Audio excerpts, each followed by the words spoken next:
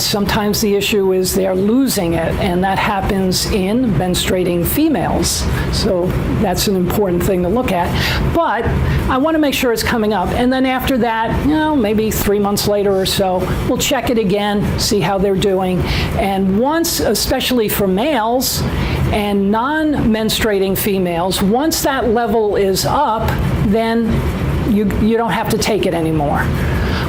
If you're menstruating, then probably you need some, maybe not as much, but you should take it on an ongoing basis. Why? Because you're losing iron as you menstruate. This is in your packet. These are other things to look at, vitamin D and so on. Sleep is very important. You have this chart. So you just look at the age of the person, let's say 6 to 13 years old. 9 to 11 hours is optimum. Some can get away with a little less, some need a little bit more, but this is the average. So that's how you use this chart. Now, I have a little device that I use. I give to the mom, or if it's an adult, to give it to the patient to take home with them, and it's an in-home sleep test that they do for 3 consecutive nights. And then they bring the device back in, I upload it, and I get a whole load of really good information to see what the quality of your sleep is. So the sleep number bed, it has a number. Well, you get a sleep quality number with this, and it tells me how much stable versus unstable sleep you're getting. Stable sleep being that nice restorative sleep, unstable being you're sort of in stage 1, a little too much maybe, and you can be easily awakened, or you may wake up and then go back to sleep, and you wake up and go back to sleep. If you're sleeping through the night and you get up and you're still tired after 8 hours, you got a sleep issue. And you're probably not getting the deeper restorative sleep. Nice thing about neurofeedback is it can help that too. But I have other things I do with my insomnia patients that help them along as well. But if you have ADHD, it's going to make it worse if you're not getting good sleep. There have been studies that came out that showed that some who are diagnosed with ADHD are actually not ADHD. They have a sleep disorder that went unrecognized. Fix the sleep disorder, and those symptoms go away. So think, if you were up, maybe you had a study for a real important test, you're up 24 hours, maybe even longer. How well are you going to regulate your mood? How well are you going to regulate your attention? And how well are you going to regulate your impulsive or impulsivity? Not very well. And I think we've all been there at one point in our life, so you can relate. So this is what that in-home sleep, it gives me a lot more information, but there's the sleep number.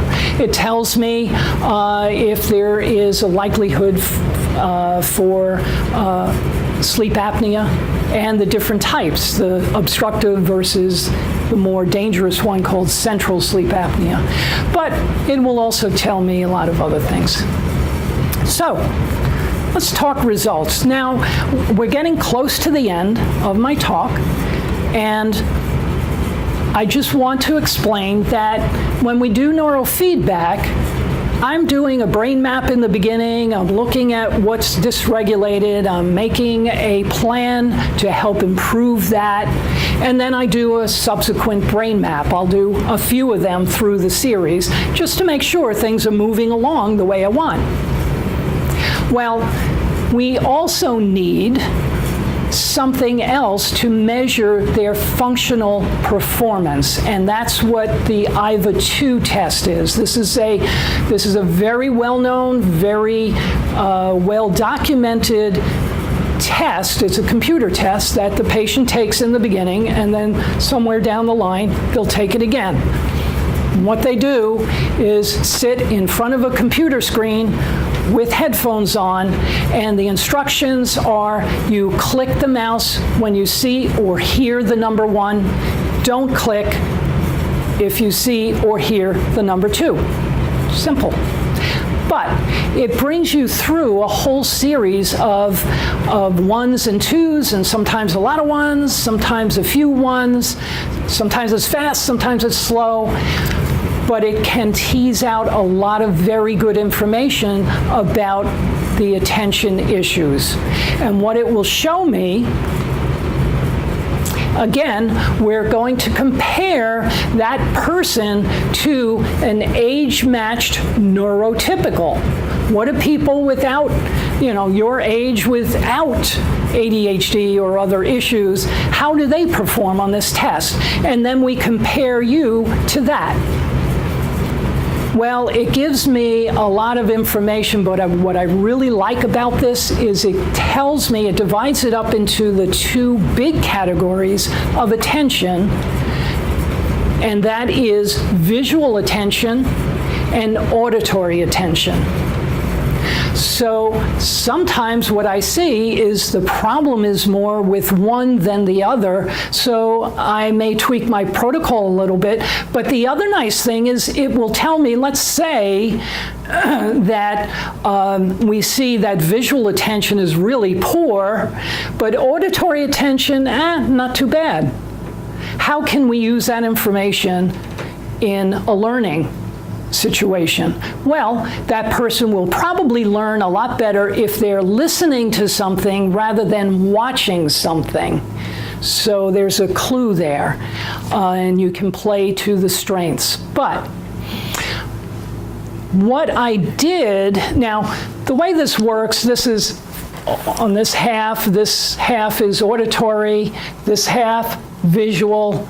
The other graph has to do with your impulsivity and fine motor hyperactivity, but it divides it into subcategories. So we have auditory and visual, the big 2 divisions of attention.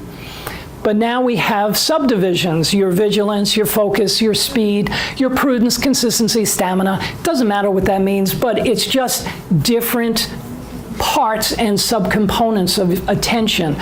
So where do you fall? If the person is at 100, that means that they're meeting the mean or the average of that age-matched norm. And so if you're like 85 up to 110, that's considered an average range. If you're higher than that, then you're above average. And then if you're lower, the lower you go, the more impacted you are, and the more likely this is going to affect you in daily life. So this was actually one of my patients, and it shows me the quotient. So here's auditory, 86, on the low end. Here, 80, a little bit low, not too bad, but it's definitely impacted. And then the sustained attention, visual, and the sustained auditory attention. And then it has a little impulsivity, hyperactivity measurement there. So it gives me all that information. This is interesting. This is a comparative on one of my patients. And the one thing I forgot to tell the mom the first time she came and brought her daughter in, the daughter was on a couple of different medications. I said, okay, no medications for, unless it's, the ADHD medication is usually not a problem. I tell them if it's not an issue, I would rather test them without the medication. So off the medication for a day or so, let most of it wash out. And let's see how the person performs. In this particular case, we forgot to tell the mom. So in the first test, here, this was April 21st, and so here is the patient on I forgot what the medication was, Adderall, one of those. And this is how she performed on the medication. So in the full scale attention, put everything all together, she was 92. So that's within the average range. Not bad. The auditory attention, 78. So not as good. The visual attention was 103. So that's in the average range. A week later, she comes in, she's not on the medication. I did the test again. So she went from 92 on the medication down to 80. Her auditory attention went from 78 down to 62. That's pretty severe. And her visual attention, 103 and 97. So her visual attention really wasn't the big issue here. So here's the nice thing about this little serendipitous mistake. So after her neurofeedback series, I had her retake the test. So the purple is her off medication in the beginning, before she did any neurofeedback. This, the orange gold, that is her at the end of her program for neurofeedback training and not on medication. So not medication in the beginning and no medication at the end.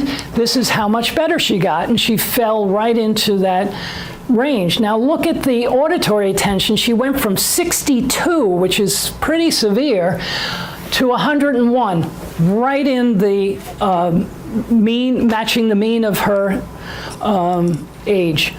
And again, visual wasn't a big problem. Now, here's the big aha. How does she compare after the neurofeedback compared to when she was on the medication before she started the neurofeedback? Well, on medication in the beginning, off medication at the end. Even better than when she was on medication. On medication in the beginning, off medication at the end. And I just actually, this girl is a twin, and so she did so fabulous. The mom said, I want her sister to have the same benefits. So, so she went through the program. She's actually toward the end, and we're doing what's called remote training because they live in Princeton. It's a long ways away. The girl is busy. They can't get here 3 times a week. So this is something that I started to test with called remote training, so I can control it through the internet, and they do their sessions at home. It's appropriate for certain cases. It's not appropriate for everyone. But she's doing very well. But the mom came in with her daughter, the one that's doing the remote training, because I had to do an updated brain map, and she's doing fabulous. But the mom was telling my wife, as I was doing the neurofeedback, or the brain map on the daughter, how well her other daughter was doing, and now it's going on 9 months, maybe even longer. And she was just raving about how well her daughter continued to do. She had to be homeschooled in the beginning because she couldn't function in a classroom situation, even with medication. So she's now taking some college courses, and she's still in high school, taking college courses. She's in a classroom situation. She's doing great socially. She's just doing fabulous. And when I hear things like that, it means everything to me. That's the reward to me. And so that's why I keep on going. So here is Debbie again, and she's just going to explain how the results went with her daughter. So like I said, I didn't tell the teacher what I was doing. I just said I was trying something alternative. And the teacher she has, believe it or not, has a daughter who she's in her 20s, has ADHD. So she's seen in her own home what it is like with a child who was straight back to her end of May, I think it was. And she said the impulses have become very manageable. She rarely would call out anymore. She saw more interaction with in her group activities. Her testing, quarter benchmark test for math was 55. She had just gotten the results of her third quarter benchmark test, and it was a 96. Incredible improvement. Yes. And her reading level, which was the worst part, because when she entered third grade, her reading level was at a beginning of first grade level. By May, she had gotten into third grade level. By the time she finished third grade, she was at end of third grade level, right where she was supposed to be. I saw her final writing material at the end of the school year by her teacher. There was maybe 2% spelling mistakes. Her handwriting was neat. You can read and understand everything that she's amazing, the difference. Okay. Now, the thing I want you to be aware of is a lot of those changes came about around 6 or 8 weeks into the 3-month program. So that was really, really incredible. And so I have Josh. I'll play Josh. We've got a little time left. So. When you first came here, how were your grades in school? I had mostly C's and maybe occasionally a B or 2. Wow. So. And now I have straight A's right now for this marking period.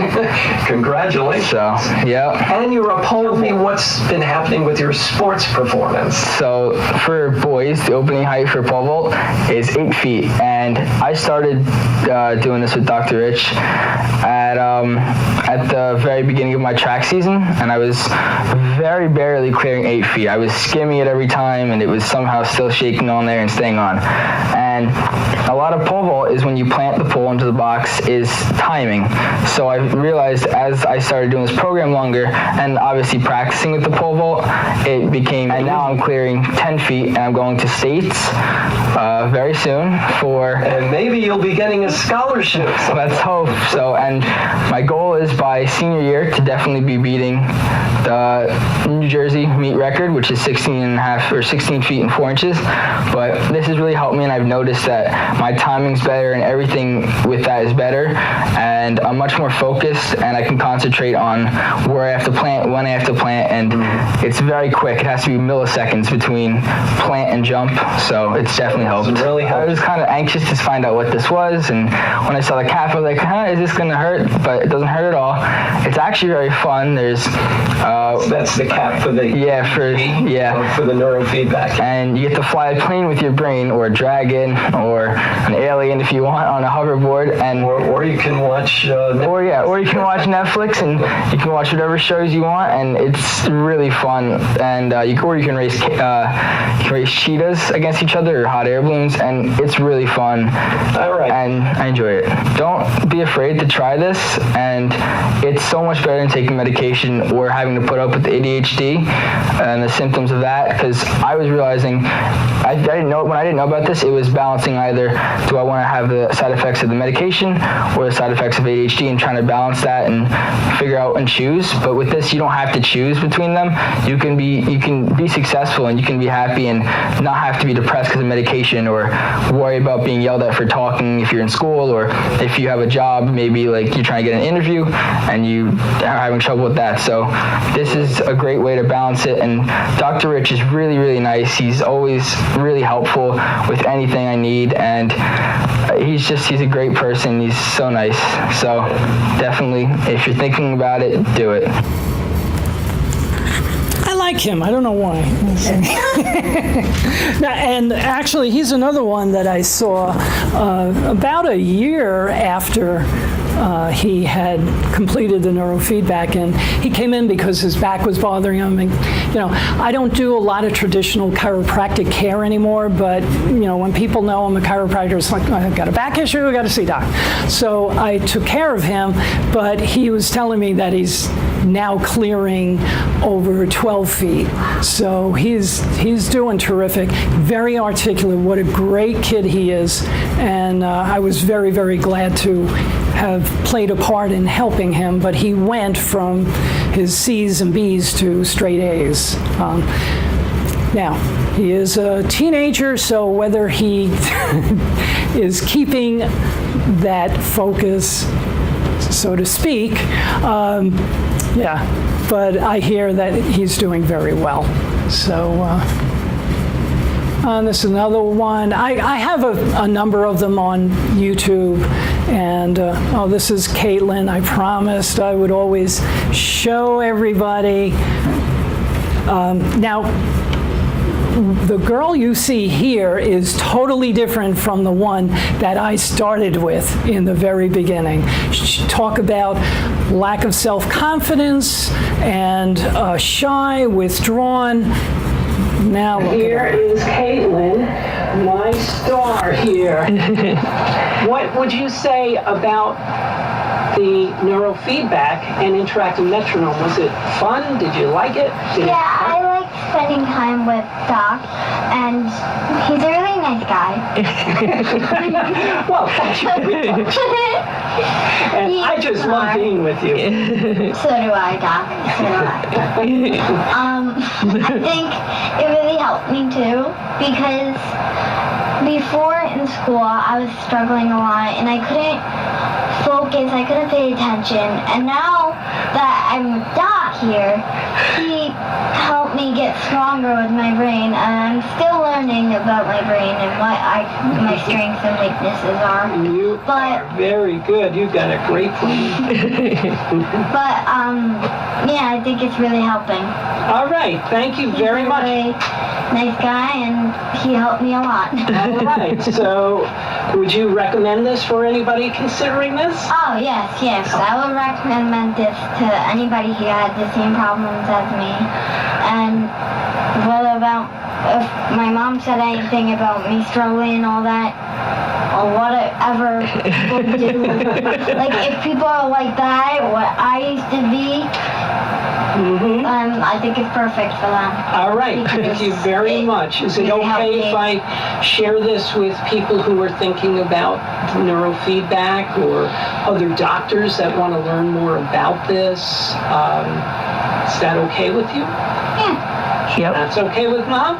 All right. I want to thank you very, very much, and continued success. You're going to do great. You've got a great future ahead of you. Okay, so, and that's another family we keep in contact with. We did that about 2 years ago or so, a year and a half, 2 years probably. And she's still doing wonderful. She has just blossomed. All right, so the next step, if you're interested, you can have an initial consultation. I do not charge for consultations, but this way we can sit down and go over the specifics of your case. If you decide to have the IVA-2 test, or your child to have it, normally it's $150. We're having a promotion this month for only $59. Now, that information is, even if you don't go through with the neurofeedback program, it gives some very good, valuable information that you can take back with you. So if you decide to go forward, then we schedule a session for doing the brain map and also doing a brief functional neurology exam so we can see what's going on. And that says it's 59. Okay, and so that is it. The big question is always, is it covered by insurance? So the answer is no. Unfortunately, it's not covered by insurance. However, we do have patient financing options, and one of them is Care Credit, where you can get up to 18 months interest-free, or you can finance up to 60 months with interest. It does qualify for health savings accounts if you have that, or a flex spending account. It does qualify for that. And so that's pretty much it. I want to thank everyone for coming tonight, and I hope that it has provided some helpful information to you. If you have any questions, I'll be here a little while. We can talk, but if you want to think about it and you just want to come in for a consultation, just give us a call and we'll do that for you. So thank you very much and have a good night. Thank you. Thank you. Thank you.